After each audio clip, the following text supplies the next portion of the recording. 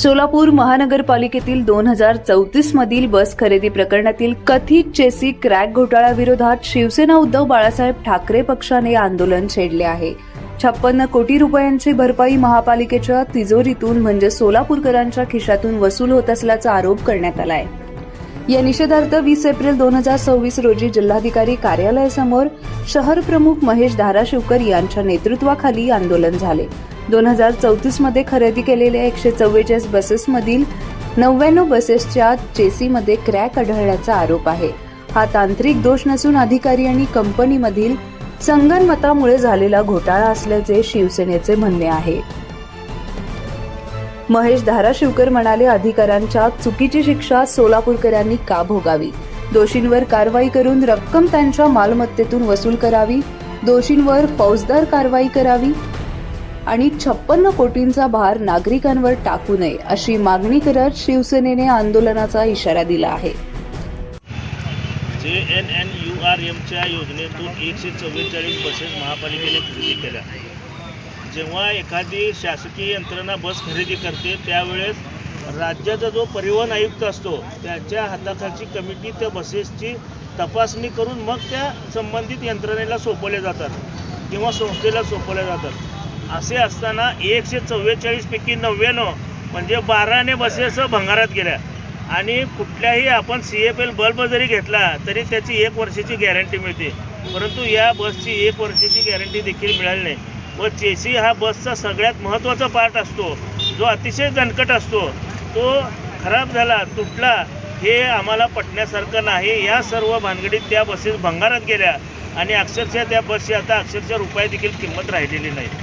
परंतु हे करताना ज्या अधिकाऱ्यांनी परिवहन समितीमध्ये ठराव झाला होता की टाटा कंपनीचे आपण बसेस घेऊ, परंतु तत्कालीन आयुक्त गुडेवार यांनी स्वतःच्या अधिकारात मनमर्जी करून अशोक लेलँडच्या बसेस खरेदी केल्या, त्या महापालिकेच्या गळ्यात मारल्या, त्या नादुरुस्त झाल्या, त्यांची कोर्ट कचेरी झाली. त्यातून महापालिकेनं 56 कोटी रुपये अशोक लेलँडला द्यायचे असा लवादाचा निर्णय झाला आणि लवादाच्या वेळेस जे मल्लाव म्हणून अधिकारी होते त्यांची भूमिका अतिशय संशयास्पद होती. कारण अशी वंदत आहे महापालिकेत की त्यांनी जवळपास 3 कोटी रुपये येण्यासाठी त्या ठिकाणी वाटले होते आणि येऊन त्यांनी कंपनीच्या दलालाचं काम केलं आणि महापालिकेला पर्यायानं नागरिकांना खड्ड्यात घातलं. आज महापालिकेला जवळजवळ 40 ते 42 कोटी रुपये कोर्टात भरलेले आहेत. त्या पैशाला 80,000 रुपये रोज व्याज होतं. अशा पद्धतीनं आम्ही जो कर भरतो त्या कराच्या पैशातून जर तुम्ही एखाद्याचं घर भरणार असाल तर हे आम्ही सोलापूरकर जनता सहन करणार नाही. आणि त्यातल्या त्यात शिवसेना हा एकमेव उद्धव बाळासाहेब ठाकरे यांचा पक्ष आहे की जो या प्रश्नावर आवाज उठवलेला आहे. कारण आमचे हात कुठेही ओले झाले नाहीत आणि ज्या अधिकाऱ्यांनी हात ओले केले त्यांना आम्ही नागडं केल्याशिवाय राहणार. तुमची काय मागणी आहे?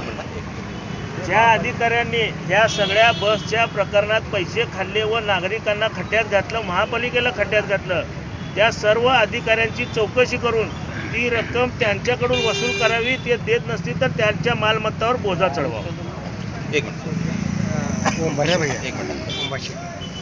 कुठेतरी सर्वसामान्य जनतेच्या खिशालाही कात्री लागलेली आहे. प्रचंड प्रमाणात मोठा भ्रष्टाचार झालेला आहे. आपल्या सन्माननीय उद्धव बाळासाहेब ठाकरे पक्षाच्या वतीने काय नेमकी पुढची दिशा असणार आहे? काय आंदोलनाचं पावित्र्य? परवा 2-4 दिवसाखाली महापालिका आयुक्ताला निवेदन दिलं होतं या संदर्भात. भ्रष्टाचार कशा पद्धतीने झालेला आहे.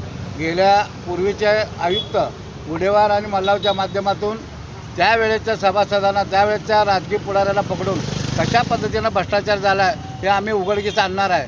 हे त्यावेळेस 100 बसेस खरेदी केले, पण ते सगळे बसेस चीसी खराब झालेले होते. त्या चीसी खराब झाल्यामुळे 100 बसेस भंगारमध्ये काढण्याची पाळी आली.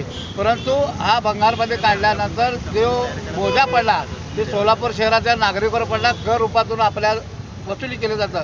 त्याच्या विरोधात आवाज उठवण्यासाठी उद्धव बाळासाहेब ठाकरे पक्षाच्या वतीनं आज निदर्शन केलेलं आहे. आयुक्तांनी भेटून सांगितलेलं आहे. आता आम्ही सर्व शिष्टमंडळ आम्ही महापौरांतर भेटणार आहेत. परंतु त्या काळामध्ये जे भ्रष्टाचार झालेला आहे त्या भाजपच्या माध्यमातून, यांच्या सत्ताधाऱ्याच्या माध्यमातून जिथे भ्रष्टाचार झालेला आहे, संपूर्ण शहरातला भ्रष्टाचार, या महापालिकेला भ्रष्टाचार आम्ही वोट केल्याशिवाय राहणार नाही.